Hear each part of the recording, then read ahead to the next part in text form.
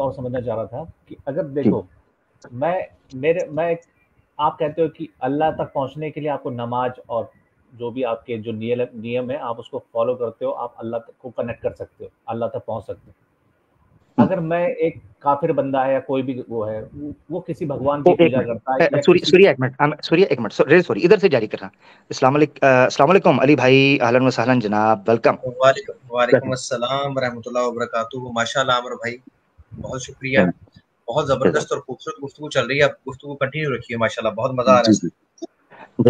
जज़ाकल्लाह अली भाई, बहुत शुक्रिया आप आए। सूर्या भाई कंटिन्यू कीजिएगा कि करम का बता रहे थे कि अल्लाह के साथ कनेक्ट कैसे। मैं वही कह रहा था कि अगर मैं आपके हिसाब से, जैसे आप नमाज़ पढ़ते हो, तो आपको लगता है आप अल्लाह को याद करते हो, तो आपको लगता है कि कनेक्टिविटी फ़ील होती है कि यार अल्लाह से आपको कोई वास्ता है, ठीक है? और ये आपको लगता है कि यही एक नियम है जिससे आप अल्लाह को पहुँच सकते हो। बट जैसे मैं हूँ, अगर मैं काफ़िर हूँ या मैं किसी भी तरह की किसी भी कम्युनिटी से बिलॉन्ग करता हूँ, मैं मैं अल्लाह को ना बोल के मैं उसी एंटिटी को किसी और नाम से पुकारता हूँ, और मेरा पुकारने का तरीका भी अलग है। मैं हाथ जोड़ता हूँ या मैं हिंदू धर्म के हिसाब से फॉलो करता हूँ। तो आपको क्या लगता, तो वो शिर्क कैसे हो सकता है? मतलब मन का भाव देखा जाता है, तरीका नहीं देखा जाता। अगर मैं किसी चीज़ को कनेक्ट कर रहा हूँ ईश्वर के साथ, चाहे मैं कैसे भी, मैं लेटा हूँ, चाहे मैं बैठा हूँ, चाहे मैं खा रहा हूँ, चाहे मैं ईश्वर को याद कर रहा हूँ, या मेरे हिसाब से कहीं न कहीं एक ही एंटिटी है, अल्लाह है, ईश्वर है, सब एक ही है। कोई एक ही एंटिटी होगी जो दुनिया को चला रहा होगा। बट अगर वो नमाज के थ्रू जा रहा है तो वो भी सही है, वो भी अल्लाह को याद कर रहा है। उसके मन को पढ़ता भगवान, उसके कर्म, उसके फिजिकल एक्टिविटीज को नहीं देखता कि वो नमाज पढ़ के मेरी तरफ थ्रू पहुंच रहा है या किसी और दूसरा बंदा है, वो ईश्वर को याद कर रहा है, चाहे वो मूर्ति के सामने बैठा है, चाहे वो किसी के सामने बैठा है, चाहे वो किसी भी तरीके से अल्लाह को या ईश्वर को याद कर रहा है, तो वो उससे कनेक्ट जरूर करेगा। तो इस चक्कर सूर्या में भाई, इस्लाम हाँ जी इस्लाम की जी जो जी। परिभाषा है ना कि वो बिल्कुल गलत है, यही सही है। उसमें मुझे लगता है कहीं न कहीं अगर ईश्वर या अल्लाह कोई भी अगर है, तो वो मन का भाव देखेगा, ना कि फिजिकल अपीयरेंस किस हिसाब से वो फॉर्म बना रहा है। हम्म। अच्छा, सबसे पहले तो एक मैं चीज आपकी क्लियर कर देता हूं कि ये गलत फहमी है कि अल्लाह से सिर्फ बात या अल्लाह के साथ कनेक्शन सिर्फ नमाज के जरिए हो सकता है, सिर्फ ओनली। ये गलत है। नमाज एक बेस्ट ऑप्शन है या टॉप ऑप्शन है आपके पास, इसके अलावा भी है। मिसाल के तौर पर नमाज के बारे में अल्लाह ने कहा सूरह ताहा के अंदर, गालबन आयत नंबर 12 या 14 है, मैं गलत ना हूं तो, सूरह ताहा में अल्लाह फरमाते हैं औज़ बिल्लाहि मिनश शैतानिर रजीम, अक़िमिस सलाता लिज़िक्री, नमाज कायम करो मेरी याद के लिए, मेरे जिक्र के लिए। अल्लाह ताला फरमाते हैं गालबन सूरह इकरा का जो पहली सूरत थी उसका आखिर है वस्जुद वक़्तरिब, सजदा कर और मेरे करीब हो जा। वहां पूरी नमाज का जिक्र नहीं है, सजदा है, यानी सजदे की हालत में हम अपने अल्लाह के सबसे करीब हो जाते हैं कि वस्जुद वक़्तरिब, सजदा करता जा और मेरे करीब आता जा। अब मैं आपको बताता हूं कि क्या हम किसी और तरीके से अगर उसी ईश्वर को, निराकार को, उसको पुकारें कि जिसकी कोई प्रतिमा नहीं, जिसकी कोई आइडल नहीं, जिसकी कोई मूर्ति नहीं, जिसका कोई आकार नहीं, जिसकी कोई शक्ल नहीं, ठीक है, जिसकी कोई मूर्ति नहीं, तो हम उसको पुकारे वो नहीं सुनता। कुरान में अल्लाह ने कहा, ये सवाल सूर्या भाई आपने नहीं पूछा था, ये सवाल अल्लाह के रसूल से भी पूछा गया था, और ये हर सवाल हर उस व्यक्ति का है जिसकी आत्मा जिंदा है, जो अपने ईश्वर से मिलना चाहता है, जिसके अंदर कह लें कि स्पिरिचुअलिटी है। ये हर उसका सवाल है।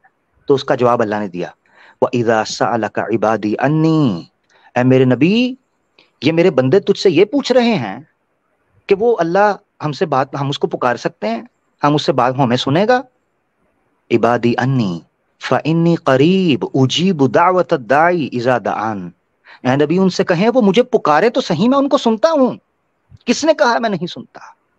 अम्मन युजीबुल मुस्तर्रा इज़ा दान, कौन है जो सुनता है टूटे हुए बिखरे हुए दिल को, उजड़ी हुई आत्मा की पुकार को, चीख को, रोने को, बिलबिलाने को, आहो बका को, आंसुओं को कौन सुनता है?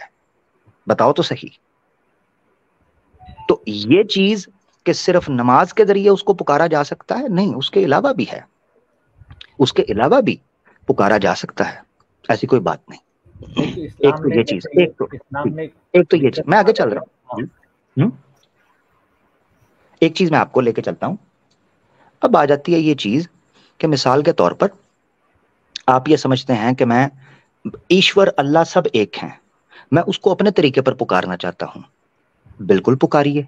मगर एक सवाल सूर्य आपसे करूंगा, क्या आप उसको जानते हो बेहतर या वो खुद को बेहतर जानता है?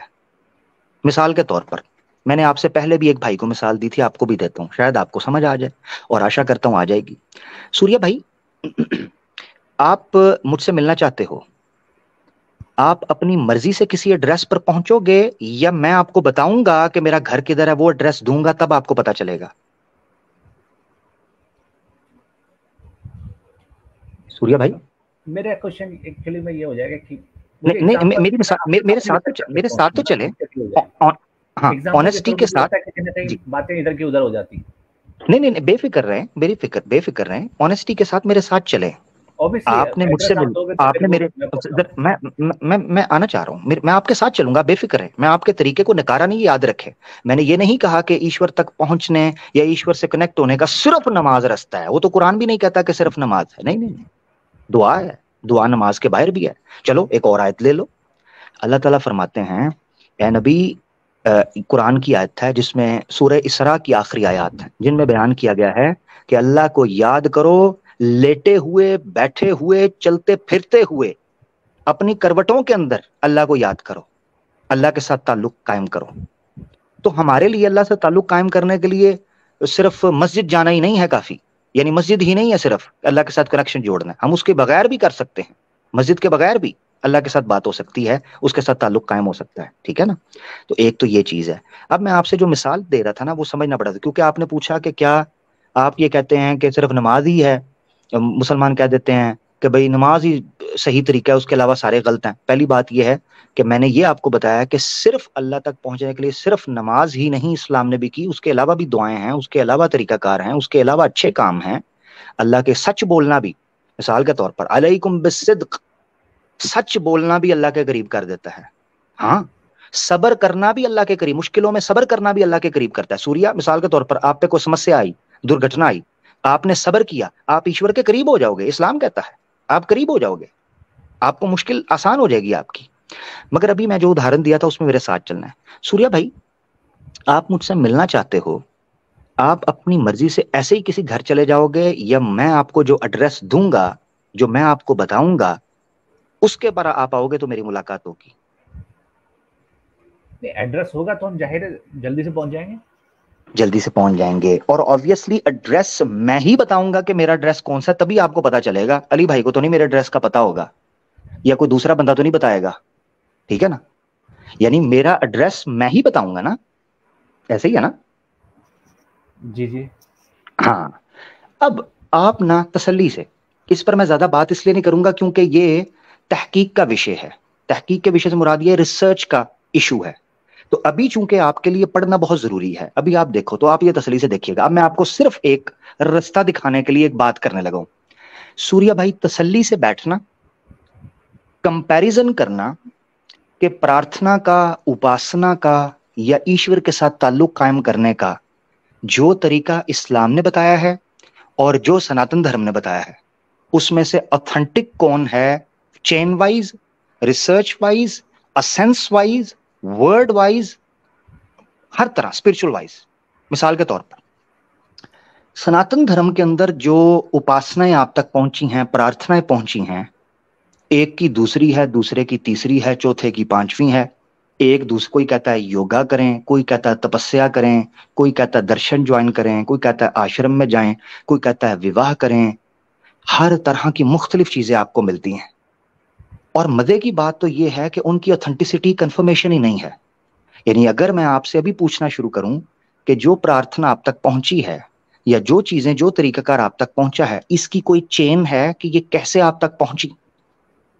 आपके पास ये होमवर्क करें कि मैं, इसलिए मैंने कहा मैं इस पर ज्यादा बात इसलिए नहीं करूंगा क्योंकि वो फिर मेरा पक्ष हो जाएगा, और मैं पक्ष थोपना नहीं चाहता।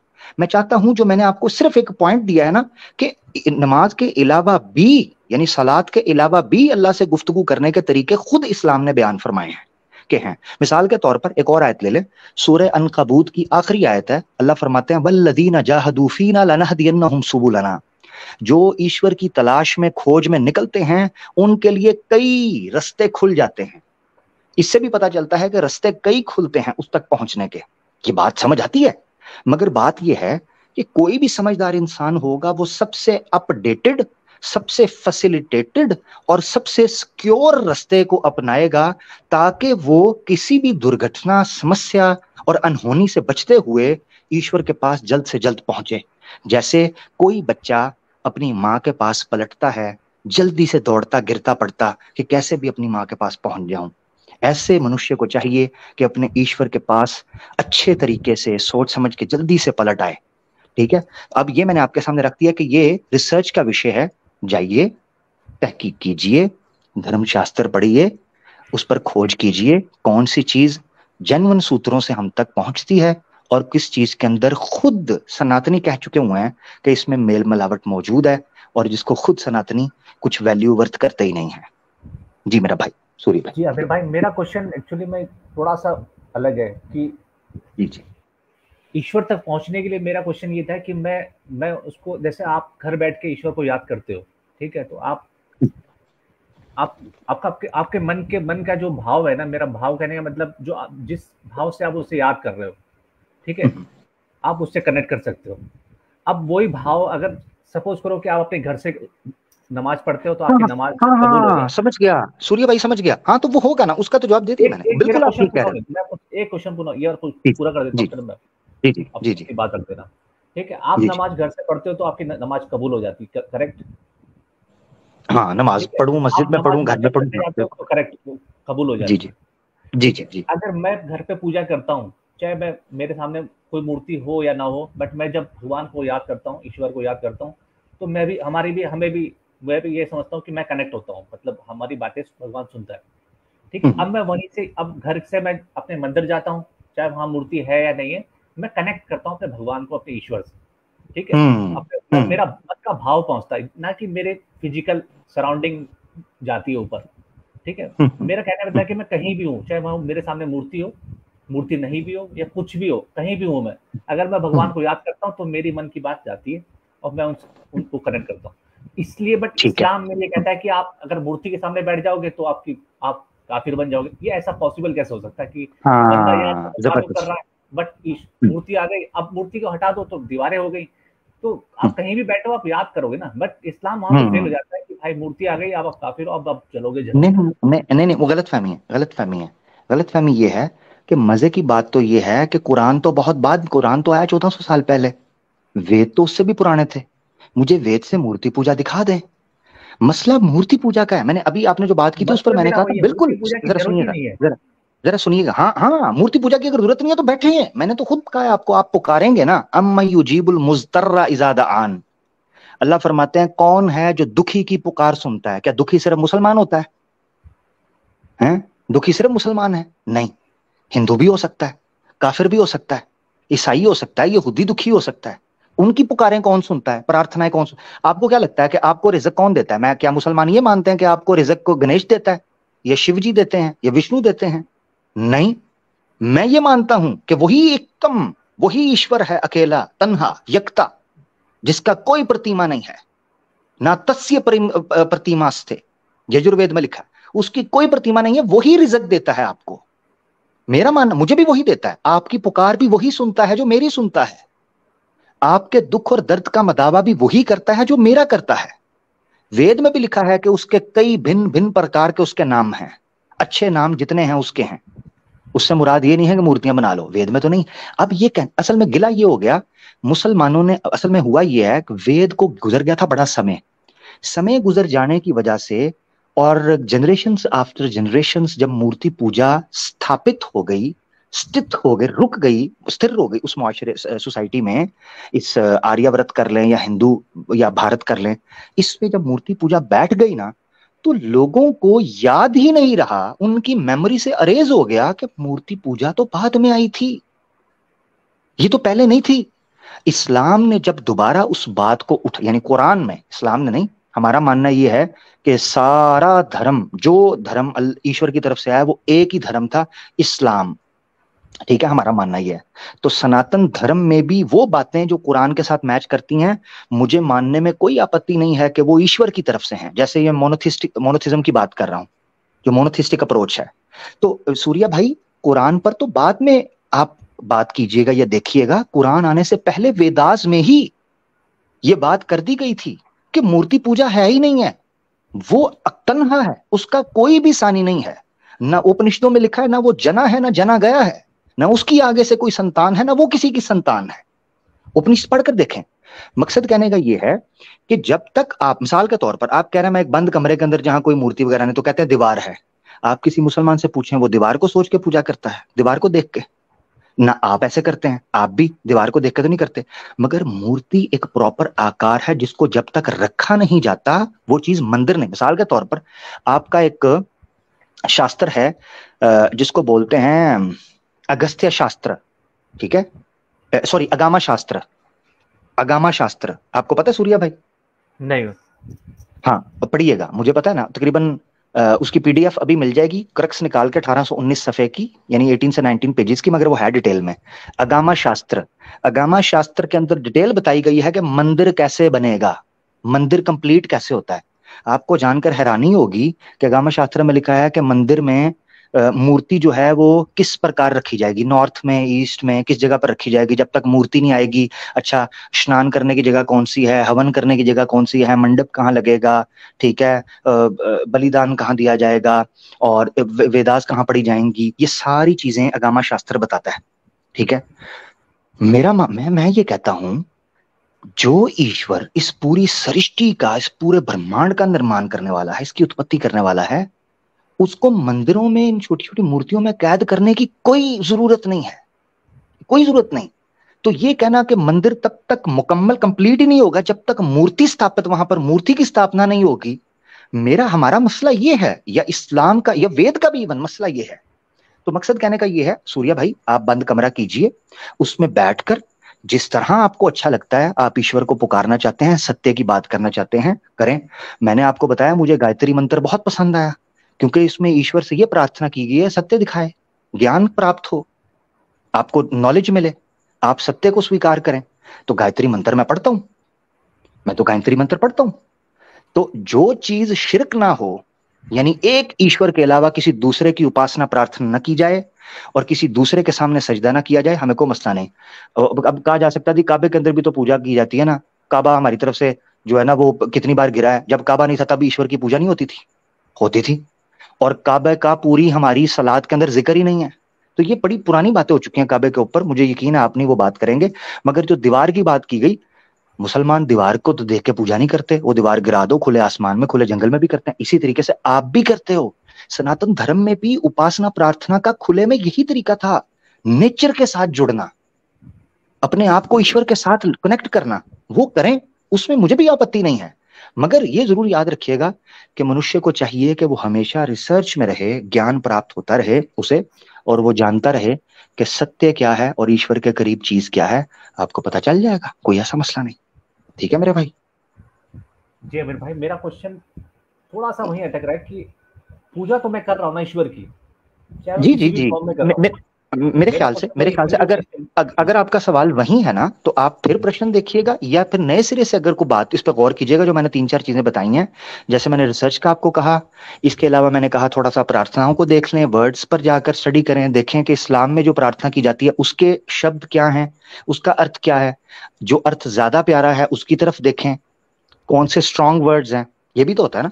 मिसाल के तौर पर मैं आपको बताता हूँ सूर्या भाई, आपने किसी को प्रेम पत्र लिखना हो, छोटी मिसाल दे रहा हूं आपको समझाने के लिए, प्रेम पत्र लिखना हो तो आप ऐसी भाषा का उपयोग करेंगे जो सबसे ज्यादा खूबसूरत हो, समझ में आने वाली हो, और उसकी उसकी उसकी वोकैबुलरी भी, उसकी शब्द का जो उसके अंदर अर्थ है वो भी स्ट्रांग हो, ताकि आपकी मोहब्बत का एक्सप्रेशन ज्यादा स्ट्रांग हो। ऐसा ही है ना? नहीं, मेरा मानना है अगर मैं किसी भी फॉर्म अच्छा, से अपनी मोहब्बत का एक्सप्रेशन किया जा सकता है, ऐसा मेरा नहीं, मैंने एक स्पेसिफिक नहीं, वो तो अपनी बात ठीक है, मैं तो जो स्पेसिफिक एग्जांपल दे रहा हूं उसमें मेरे साथ चलें कि ऐसा ही होगा ना। अगर आपने प्रेम पत्र लिखना हो, ठीक है, तो आप ऐसी भाषा का उपयोग करेंगे ना जो सबसे ज्यादा स्ट्रांग और सबसे ज्यादा प्यारी हो, ठीक है।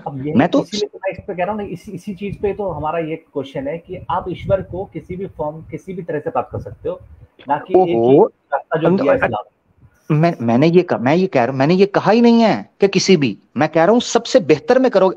चलो आसान लफ्ज़ समझ लो, आप अपनी वालदा के लिए क्या बुरा खाना लेके जाओगे या सबसे उत्तम खाना लेके जाओगे भोजन के लिए? अपनी माता के लिए सबसे उत्तम चीज लेके जाओगे या सबसे हीन? अब ये इसका आंसर ऐसे आप नहीं सब होता। इसका सूर्य भाई, इसीलिए मैंने कहा टाइम ले लो, इसीलिए मैंने कहा टाइम ले लो। अमर भाई हाँ 1 मिनट देंगे, 1 मिनट जस्ट एक। जी जी जी जी। अच्छा सूर्या भाई, अमर भाई ने बड़ा जबरदस्त आपको जवाब दे दिया था, आप उस तरफ गया नहीं, मैं थोड़ा सा आपको क्लोज करना चाहता हूँ। अच्छा सूर्या भाई, फॉर एग्जाम्पल आप करना चाहते हैं, कोई मूर्ति है, फॉर एग्जाम्पल बता दें किसकी मूर्ति, राम जी की, गणेश की, किसकी मूर्ति? मैं कृष्ण जी की पूजा करता हूँ, तो ये बताओ कि चलो हाँ ठीक है, ठीक। ठीक ठीक, कृष्ण जी की मूर्ति आपने रख ली है, तो आप पूजा करना चाहते हैं ईश्वर की, ऐसे ही है, ये कृष्ण जी की जी पूजा करना चाहते जी जी। अब हैं, किसकी कृष्ण को पूजा करना ईश्वर मान चाहते लो या ईश्वर को कृष्ण मान लो, बात तो एक ही। मैं ईश्वर को कनेक्ट कर रहा हूँ बेसिकली। हैं? कनेक्ट कर रहे हैं या है ही वो एग्जैक्ट? अब वही वाली बात है ना कि मैं ईश्वर कृष्ण को ही मान के कर रहा हूँ ना अभी तो। चले ओके, ठीक, चले ठीक है, ओके, ऐसे कर, आप ईश्वर मान लिया आपने कृष्ण जी को, और आप उसकी इबादत करना स्टार्ट कर दिया आपने। अच्छा आप ये बताएं कि क्या कृष्ण जी ने इबादत करनी चाहिए, ईश्वर की इबादत करनी चाहिए? अमर भाई ने आपको बताया था कि भाई मैं तरीकाकार आपको बताऊंगा, मेरे घर कैसे आना है वो ज्यादा मुनासिब है, या आप वैसे ही टामक तो यहाँ मारते रहें? तो ये बिल्कुल सामने की बात है कि भाई जो तरीकाकार उसने बताया ठीक है। तो कृष्ण जी ने आपको कहीं पर कहा है कि मेरी मूर्ति बनाएं और फिर मेरी उपासना करनी शुरू कर दें? मैं वही, मेरा क्वेश्चन वही है ना, मैं अपने मन के भाव से, मैं अपने, आप जब ईश्वर ठीक से है, बात करते हो तो आप कैसे ये अपनी आवाज के थ्रू बात करते हो, या आपका आपकी भाव देखा जाता है नो ईश्वर को नो कनेक्ट करने no no problem, no problem, वो तो अमर की? भाई ने भी आपसे कहा ना कि तरीकाकार ये कि आप हम्म, बात करना चाहते हैं, तो क्या बात जी। करने के लिए ईश्वर ने जो तरीकाकार बताया है, फॉर हम्म, एग्जाम्पल आपने ईश्वर मान लिया कृष्ण जी को ही, तो क्या ठीक है। कृष्ण जी ने आपको ये तरीका बताया है कि जैसे आपका दिल करे वैसे करके आप मेरी मूर्ति बना लें और ये तरीकाकार अपनाएं, तो जरा ज्यादा बेहतर होगा और ज्यादा बेहतर तरीके से मैं सुन पाऊंगा, और अगर नहीं, आप अगर मूर्ति नहीं बनाएंगे तो अगर मैं सुनूंगा नहीं? ईश्वर या अल्लाह जो अगर है ऊपर, और मैं उसको किसी भी फॉर्म में बना के अगर पूजा कर रहा हूँ, तो वो क्या वो मना कर देगा कि भाई ये गलत तरीका है, तू मेरे से बात कर रहा है, वहां से क्यों बात कर रहा है?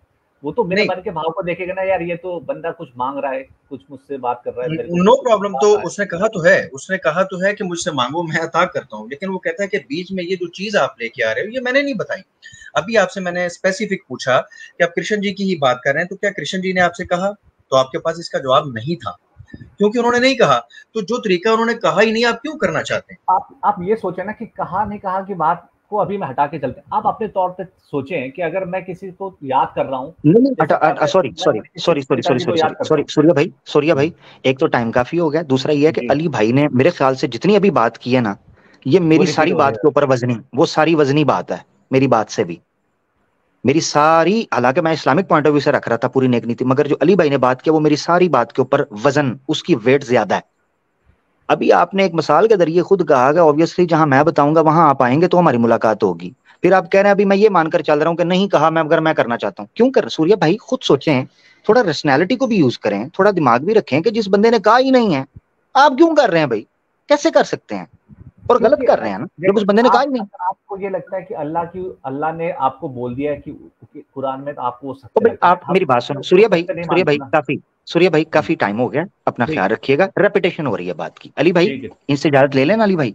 बिल्कुल बिल्कुल अमर भाई, क्योंकि जी जी बहुत दफा आपने समझाया लेकिन जी नहीं कोशिश करना चाहते, तो इनकी मर्जी है। नहीं, अलबत्ता आपने जितनी बातें की ये गौर करेंगे। गौर करें। और मेरे ख्याल से अली भाई आपने जो बात रखी थी श्री कृष्ण की, इनको समझ आ गई है, बस वो अब कह रहे हैं नहीं, दामन छुड़ा के कहते हैं नहीं मैंने अपनी मर्जी करनी है। तो भाई आप अपनी मर्जी कर लें, फिर उसके मैंने बाद अल्लाह पर कृष्ण, गिला ना करें। आप जी मेरे से सूर्या कृष्ण भाई की बहुत बात शुक्रिया। करते हैं। हाँ ठीक है। सूर्या भाई बहुत जी शुक्रिया, जी आपसे बड़ा मजा आया बात करके। नेक्स्ट टाइम इंशाल्लाह फिर तफसील से बात होगी। आप खुद जी देखें कितना टाइम आपको दिया, जी देखिएगा जी, जरा, बहुत टाइम ठीक हो है? जाएंगे। जी जी। बहुत थैंक यू, बहुत शुक्रिया ओके, सूर्या भाई, थैंक यू। धन्यवाद। धन्यवाद, बहुत धन्यवाद। अली भाई माशाल्लाह क्या बात है, आपने तो यॉर्कर मारा माशाल्लाह। हाँ जी। जी, तो अमर भाई इस टॉपिक के ऊपर इनसे ये सबसे पहली बात यही पूछने वाली है, और क्योंकि इसके ऊपर मैंने 3-4 प्रोग्राम किए हैं, तो मैंने इनकी सारी साइड समझी है। और मैंने हम्म पूछा है, कोई राम भक्त था, कोई गणेश जी की, तो मैंने उनसे पूछा कि यार उन्होंने आपसे कहा है कैसे करें? तो कहते हैं नहीं, उन्होंने नहीं कहा, हमारा दिल करता है। अगर इस चीज को दलील बना लिया जाए कि हमारा दिल करता है तो लिहाजा हम ऐसे कर सकते हैं, हमें इजाजत होनी चाहिए, तो दिल तो बड़ी बातों को करता है। तो फिर हम्म इस दलील की बुनियाद पे तो वो गलत बातें जो हमारा दिल कर रहा है वो भी अलाउ होनी चाहिए। वो भी तो हमारी भावनाएं है ना, तो ये तो कोई दलील नहीं।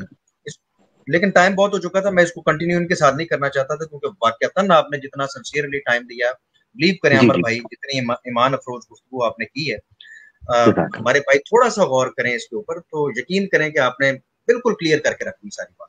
अब इनकी मर्जी, हम यही कर सकते हैं। बिल्कुल बिल्कुल बिल्कुल। अल्लाह ताला हमारी मेहनत को कबूल करे। ये नहीं तो इनके इनके याद दोस्तों में से कोई इंशाल्लाह अल्लाह खैर करेगा तो बात समझ जाएगा। और आपने भी बड़ी जबरदस्त अंदरूनी इंटरनल क्रिटिसिज्म करके इनको समझा दिया। वैसे तो बेसिक एक मिसाल बड़ी जबरदस्त थी कि भाई अगर आपने जिससे मुलाकात करनी है वही आपको तरीका बताएगा ना। हाँ जी, वही बताएगा। मूर्तियां हटाकर जब आप एक ईश्वर की उपासना करेंगे उसकी लज्जत आपको और आएगी। ये तौहीद वालों से कभी पूछिएगा, ठीक है ना, तौहीद वालों से कभी पूछिएगा। हैं वो क्या कहते हैं, अजब चीज है लज्जते दो आलम से करती है बेगाना दिल को, अजब चीज है लज्जते आशनाई। ठीक है जी।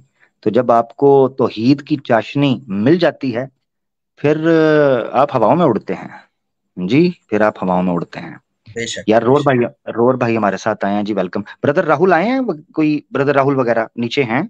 अगर हों तो बताइएगा मुझे, मैं उनको ज्वाइन करवा लूंगा। ब्रदर राहुल अपना, सॉरी ब्रदर रोर, आपको वेलकम करते हैं जी। अस्सलाम वालेकुम वरहमतुल्लाहि वबरकातुहू। बहुत ज़बरदस्त गुफ्तगू चल रही है। मतलब आमिर भाई मुझे ये बताइए, अगर मुझे भूख लग रही होगी तो मैं खाना खाऊंगा या फिर उसकी पिक्चर बना के मेरा पेट भर जाएगा? है जी, ये बात भी है। मुझे अगर सर दर्द हो रहा है तो मैं दवाई खाऊंगा या उसको सामने रख के देखूंगा? है जी, बिल्कुल।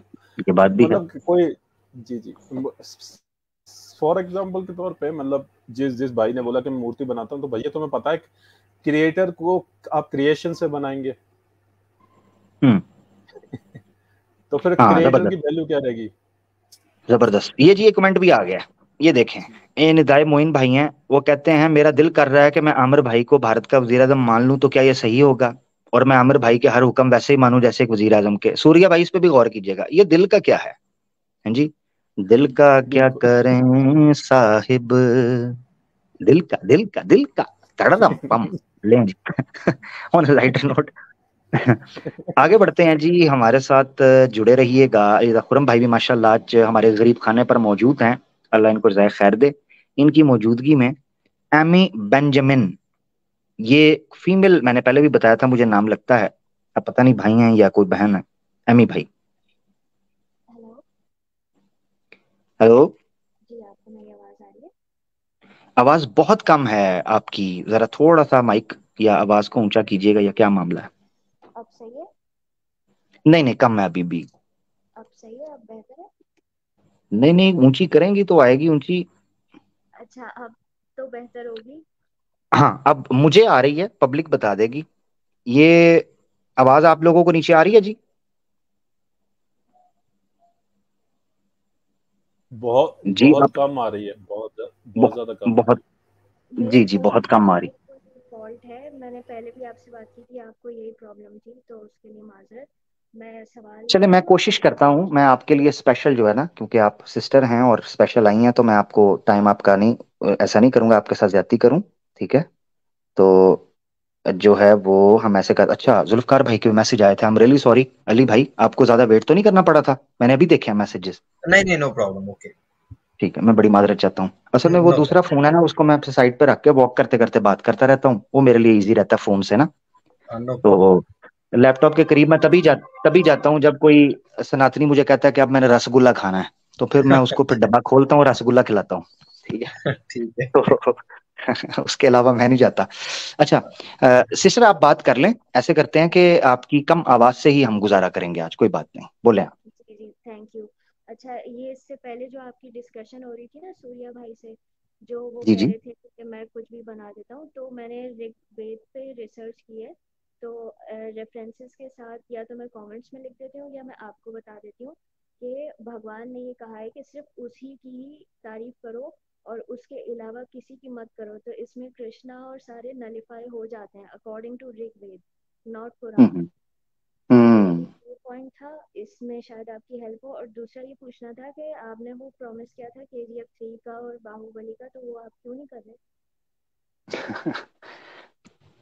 यार ये तो बड़ी गंभीरता हो गई कि सिस्टर्स की तरफ से अब जनाब डिमांड आ रही है कि KGF 3 और बाहुबली की, तो फिर तो ये बनती है।